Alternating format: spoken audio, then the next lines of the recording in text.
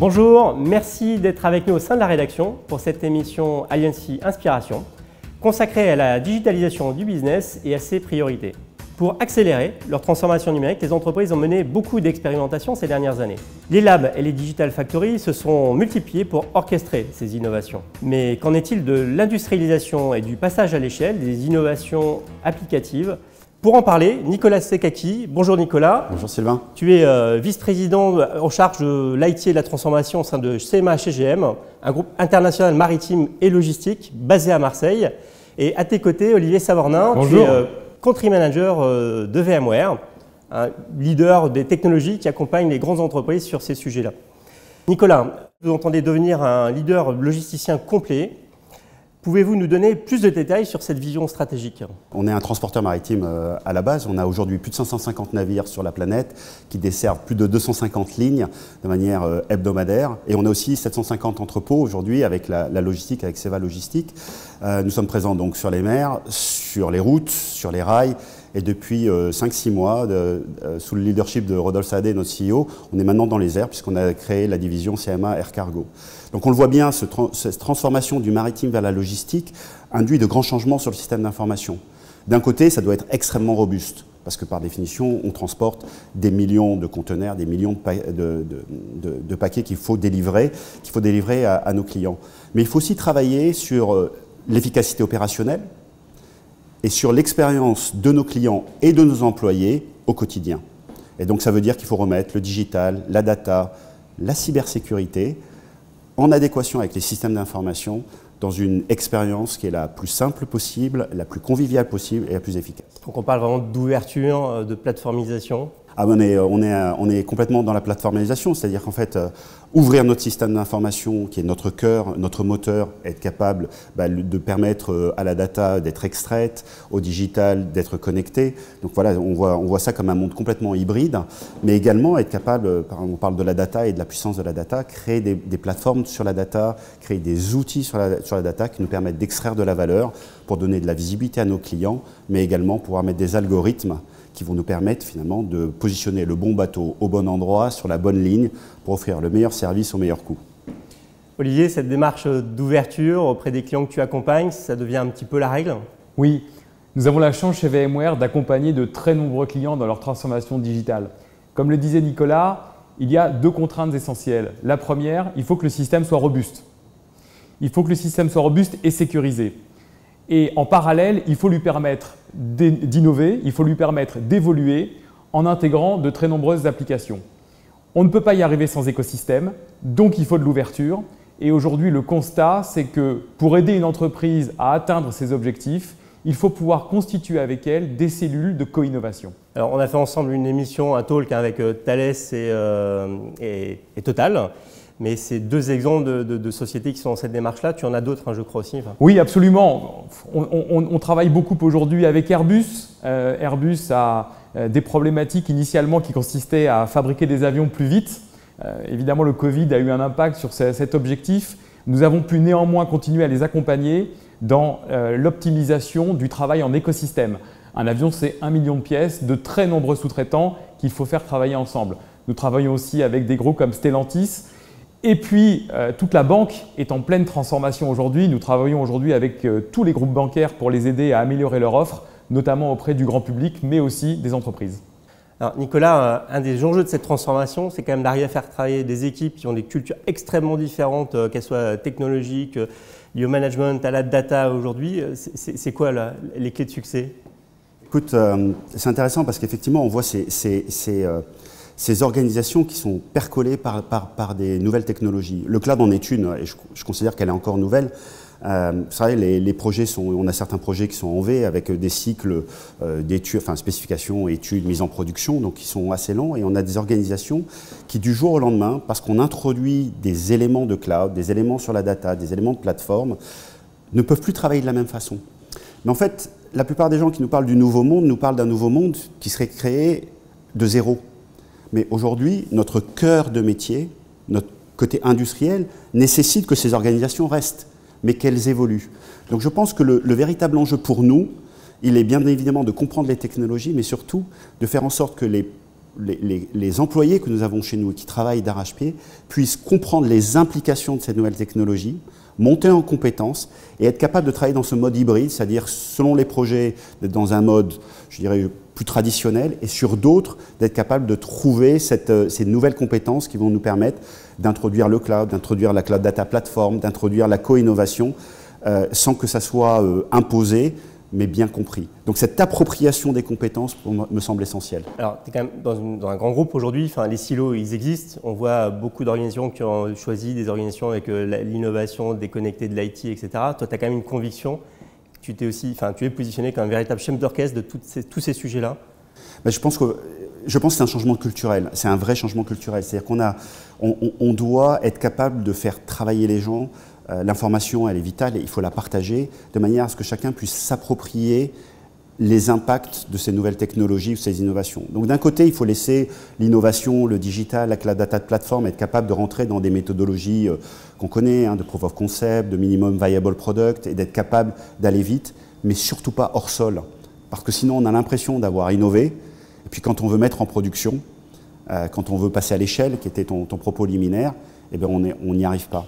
Donc voilà, c'est créer cet écosystème, créer ces actionnaires finalement de la transformation, et on passe autant de temps finalement à ouvrir nos systèmes, notre patrimoine applicatif à ces nouveaux enjeux, que l'inverse, c'est-à-dire d'être capable de dire tiens, il y a telle innovation qui va être disruptive, comment est-ce qu'on va l'intégrer?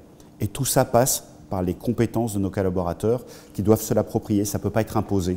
Et changement de culture, tu parles de produits, de projets que tu animes pas mal aussi. Oui, en fait, on a souvent une culture de projet, elle est nécessaire, c'est-à-dire on a quelque chose à faire, c'est en combien de temps on va le faire, dans quel budget on va le faire, avec qui on va le faire.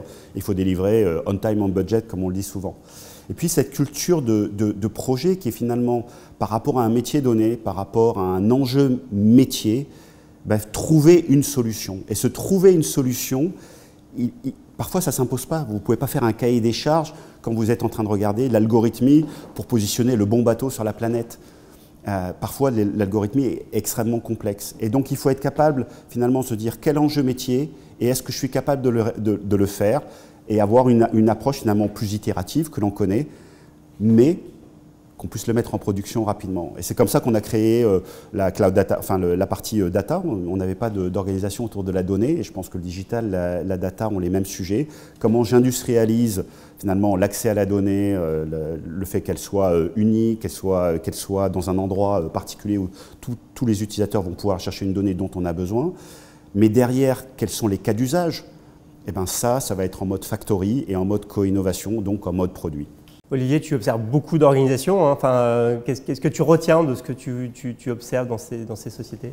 Le point qui est le plus intéressant, c'est que la traduction de la digitalisation consiste à générer de plus en plus d'applications. Pour générer ces applications, on a des nouveaux besoins, mais bien entendu, il faut aussi prendre en compte la base installée applicative. Et donc l'un des challenges que l'on constate avec beaucoup de nos clients, c'est comment constituer un système d'information qui soit cohérent. On ne peut pas développer des applications dans un coin. Il y a beaucoup d'interactions avec les données de l'entreprise. Nicolas en parlait à l'instant même. Il faut permettre à chaque sous-système de pouvoir être connecté à l'autre. La plateforme est le socle pour faire travailler tout le monde pour toi. Exactement. Et donc, on a d'un côté les organisations qui développent et d'un autre côté les organisations qui gèrent les infrastructures et la cohérence du système d'information et sa sécurité. On ne peut pas avoir ce disconnect éternellement. Et donc, je pense que l'approche de Nicolas en créant des cultures de chefs de projet, elle est absolument essentielle au succès. On a du multi-cloud, on peut avoir des conteneurs qui sont nécessaires pour le développement de nouvelles applications, on va avoir des applications qui sont existantes, qui peuvent tourner sur des mainframes, donc qui sont beaucoup plus âgées, et tout ça demande énormément de cohérence. C'est la problématique qu'on rencontre chez tous nos clients aujourd'hui. Et là-dessus, moi j'ai pris une approche très pragmatique, c'est-à-dire en fait on utilise les projets que nous avons à bâtir aujourd'hui, qu'on connaît, pour bâtir ces plateformes qui vont nous permettre après de pouvoir développer plus rapidement. Donc voilà, c'est pas aussi la création de ces plateformes ne se fait pas hors sol, elle se fait au travers de projets que nous connaissons, dont nous avons besoin et qui nous permettent finalement de monter en compétences et en industrialisation. Pour faire le lien, en fait, il faut quand même innover plus vite, il faut que ça coûte moins cher. À un moment donné, c'est quoi les clés? Est-ce qu'il faut aller chercher des compétences à l'externe et les sourcer? Est-ce qu'il faut monter les équipes pour pouvoir maîtriser ça? Je pense qu'il y a deux sujets. Avant de parler d'internalisation et d'externalisation, c'est c'est effectivement, il faut qu'on innove plus vite, il faut qu'on ait un problème de time to market, et je pense que le véritable sujet, c'est de faire différemment. Donc cette notion de plateforme, moi j'utilise des projets, voilà, on a des projets par exemple sur le pricing dynamique, nos clients nous demandent de pouvoir choisir leur voyage, ils ont plusieurs façons de voyager au bon prix. Donc il faut qu'on soit capable de développer des algorithmes qui permettent, via nos sites e-commerce, d'accéder directement. C'est une transformation du modèle. Voilà. Et ben, on a utilisé ce projet pour créer la Cloud Data Platform, qui fait qu'aujourd'hui, n'importe quel autre projet qui nécessiterait une Cloud Data Platform, et ben, on en a une qui est industrielle. Et avec ça, en fait, on baisse les coûts récurrents qui arrivent. Si on prenait qu'un projet, un projet A, un B et C, on reconstruirait finalement la même chose, qui serait dissonante, puisque chacun l'aurait construit de manière un peu différente, et mal connecté. Et après, on passerait notre temps à dépenser de l'argent pour connecter. Et ensuite, il y a la question de l'insourcing, outsourcing. C'est est-ce qu'on travaille mieux quand on maîtrise tout en interne, ou est-ce qu'on travaille mieux si on externalise tout? Moi, je pense qu'à la fin des fins, ce qui est important, c'est de travailler en écosystème avec des partenaires. On n'aura jamais tous les moyens d'être capable de mettre en œuvre ou d'accéder à la technologie ou à la compétence que des partenaires peuvent nous apporter. Mais ce qui est fondamental pour moi, c'est d'avoir les compétences nécessaires en interne pour pouvoir penser le futur et maîtriser notre relation avec nos partenaires. Et en préparant, tu avais une image, il vaut mieux apprendre à pêcher que laisser pêcher à sa place. Oui, c'est ça. En fait, je pense qu'on le connaît. Enfin, dans l'outsourcing, même j'étais outsourceur quand dans mon métier précédent, infogéreur, il était très important d'avoir en face de nous un client qui est la compétence, parce que c'est un travail de partenariat, c'est sur la durée. Et même quand on n'est pas en infogérance, on travaille chez CMA avec des partenaires sur de nombreuses années.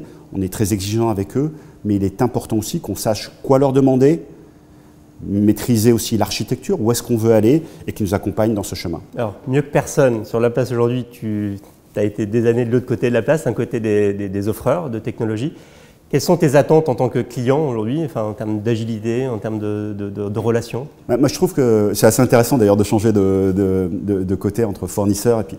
Mais en fait, c'est la même chose parce que moi, je vivais mon expérience précédente comme un partenariat, c'est-à-dire, en fait, on construit quelque chose ensemble, on est là pour durer. Enfin, l'écosystème de l'IT, du digital, de la data est assez restreint. Enfin, les clients ont besoin de nous, on a besoin d'eux. Et aujourd'hui, j'ai autant besoin de mes partenaires que quand j'étais de l'autre côté de la barrière. Donc, qu'est-ce que j'attends des partenaires? D'abord, c'est bien évidemment une efficacité opérationnelle, avoir les bonnes compétences, les bons prix, mais surtout d'avoir une transparence sur ce qu'ils font et comment on le fait. Moi, j'avoue que j'ai aucun problème pour dire où est-ce qu'on va à nos partenaires, parce que en fait, j'ai besoin qu'ils aient le maximum d'informations pour qu'ils soient proactifs, pour nous proposer d'autres moyens de faire.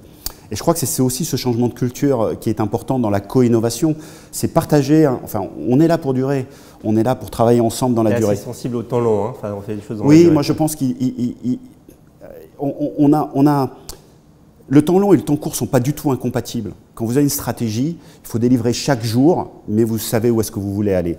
Et donc c'est ces deux chemins-là, savoir où on veut aller, savoir quand on ne sait pas exactement comment on va y aller, être capable de co-innover, et puis le reste, il faut délivrer chaque jour. Olivier, sur ces sujets externalisation, internalisation, tu observes quoi au niveau des entreprises que tu accompagnes? Ce que je constate aujourd'hui, c'est que l'avenir n'a jamais été aussi incertain. Et là, le Covid a encore accéléré cette perception. Il est donc essentiel, et c'est exactement ce que vient de décrire Nicolas, que chaque entreprise puisse garder le contrôle de sa vision. Donc je ne crois plus du tout dans un outsourcing complet, majeur, intégral, qui consiste finalement à confier les clés du camion à un outsourcer. C'est extrêmement compliqué à gérer et on perd le contrôle de son futur. Simultanément, le temps long est nécessaire. On ne peut pas changer d'avis tout le temps, ça devient très compliqué à gérer. Donc il faut permettre aux entreprises d'avoir le bon niveau de flexibilité. On peut prendre un exemple, le multi-cloud, il est présent, il est là. Certains le veulent ou ne le veulent pas, mais c'est un état de fait. Il est là dans toutes les entreprises. Et donc il faut pouvoir permettre aux entreprises, pour le projet A, de pouvoir utiliser une certaine technologie à un moment donné. Et puis ensuite, il faut être capable éventuellement d'évoluer, donc d'internaliser. Si j'ai besoin d'internaliser vite, il ne faut pas que ça prenne un an. Il faut que ce soit fait en quelques semaines. Et c'est vraiment ça la tendance qu'on voit aujourd'hui auprès de nos entreprises. On travaille tous en écosystème. Je pense que la co-innovation est devenue la norme. Il est essentiel donc de s'afficher dans un temps long et simultanément de permettre le bon niveau de flexibilité parce qu'on navigue quand même un peu tous à vue, sans faire de jeu de mots avec CMA, CGM. Alors, on a dit le mot, on a parlé de cloud. Hein. Enfin, le cloud a changé un peu la donne parce qu'on a vu des entreprises aller dans une démarche justement jusque boutiste, à 100% cloud public d'ailleurs. Toi, ton approche est un peu différente. Enfin, c'est quoi l'approche un peu pragmatique autour du cloud que tu…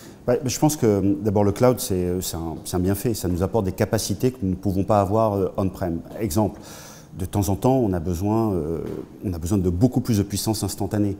On ne saurait pas le faire on-prem, on est limité. Dans notre métier, l'information et savoir avoir tous les indicateurs est fondamental. Donc on est un très gros consommateur de data, de reporting, demain d'algorithmes.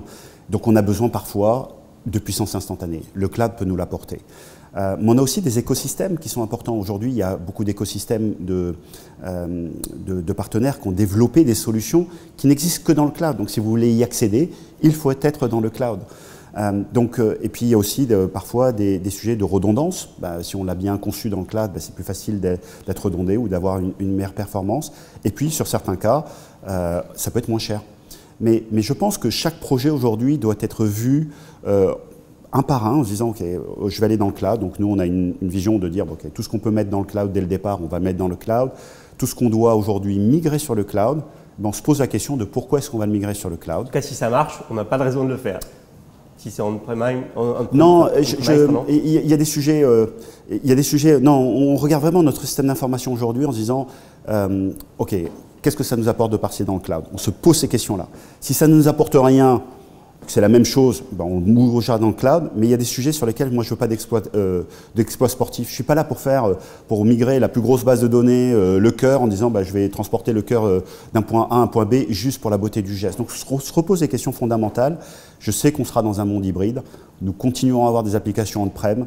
Nous continuerons à avoir des applications dans le cloud, qui soient publiques ou qui soient des infrastructures dans le cloud. Et il nous faut ce continuum. Voilà, donc le métier des architectes est extrêmement important chez nous, parce que cette architecture, c'est une architecture de système d'information, infrastructure, applicative. Les outils aussi sont importants. Il faut pouvoir migrer d'un supplier à un autre, mais il faut aussi apprendre les compétences. Donc là où je tempérerai un peu, en tout cas ce que j'ai appris, c'est que si la compétence est nécessaire, si on se pose la question de dire en fait, ce que je suis en train de bâtir, il va falloir que je puisse le mettre sur n'importe quel fournisseur de cloud, si vous ne maîtrisez pas le cloud et les outillages du cloud des débuts, c'est très difficile d'aller à cette étape-là et ça va vous ralentir. Donc c'est cet équilibre entre je vais sur le cloud et j'ai des partenaires stratégiques, et oui on est multi-cloud mais on a un partenaire stratégique, et puis est-ce que si j'y vais, est-ce que je serai ad vitam aeternam avec lui et quelles sont les conséquences? Et donc voilà, ces arbitrages ils sont permanents. Olivier, le sujet il est pluriel. Le sujet, il est pluriel. Une fois de plus, je pense que le point de départ de la conversation, c'est l'application en elle-même. De quoi l'application a-t-elle besoin en termes de ressources? Est-ce que c'est une application qui va être plutôt stable dans sa consommation de ressources et à ce moment-là, on peut avoir un intérêt à la garder on-prem? Est-ce que c'est une application qui va demander énormément de flexibilité, qui va avoir des pics d'accès de stockage ou de CPU et on a à ce moment-là tout intérêt à la développer dans un cloud public? À la fin, plus personne n'a de boule de cristal et je crois que c'est ça le point le plus important. C'est que quelle que soit la décision prise à l'instant T, il faut être capable d'en changer pour pouvoir bénéficier à tout moment de la meilleure configuration. C'est pour ça qu'on est dans une problématique pluridimensionnelle. Il y a à la fois la problématique du comportement de l'application, celle de la taille critique, celle des connaissances et des compétences qui doivent permettre in fine à chacun pour son projet de prendre la meilleure décision. Et celle du bon partenaire aussi. Et celle du bon partenaire, bien entendu. Mais si on arrive à la conclusion de ces échanges, j'aimerais vous proposer un exercice. On se retrouve tous les trois en fin d'année. On fait un peu le bilan de cette année écoulée. Quelle serait votre plus grande satisfaction? Les doubles. La première, c'est de retrouver mes équipes physiquement, d'être capable de retravailler.